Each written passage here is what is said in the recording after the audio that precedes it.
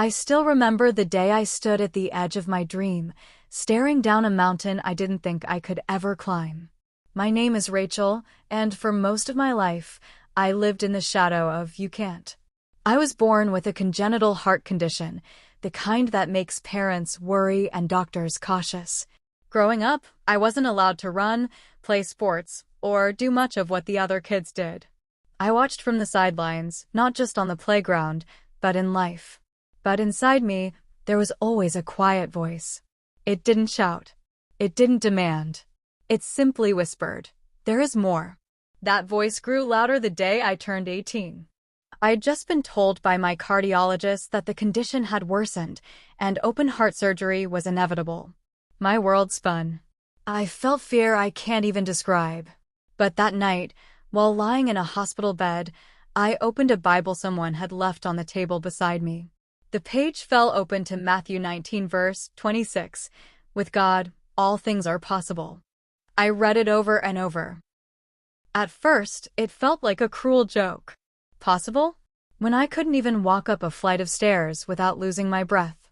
But then I prayed. For the first time in a long time, I didn't just pray out of habit. I poured out my fear, my anger, and my deep longing to live, truly live. And in that quiet moment, something shifted.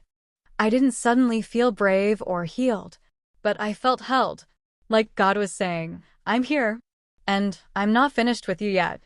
Surgery came. It was long and complicated, but I survived. Recovery was brutal. I had to learn how to walk again without pain, how to breathe deeply, how to trust my body and my God. But I held on to that verse.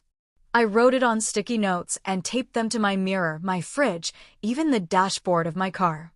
A year later, I signed up for a 5K walk. My doctor thought I was crazy, but I trained slowly, step by step. And on the day of the race, I stood at the starting line, tears streaming down my face. Not because I feared I couldn't, but because I knew with God, I could. I didn't win that race, but I finished it. Today, I volunteer with kids who have chronic illnesses. I tell them my story not because I'm extraordinary, but because God is. I want them to know that impossibility is just a word until God steps in. Matthew 19 verse 26 isn't just a verse on a page for me. It's a promise that carried me through the darkest valley and led me to the brightest light. If you're reading this, wondering if your mountain is too high, your illness too great, your dream too far gone, hear me now. With God, all things are possible. Even this. Even you.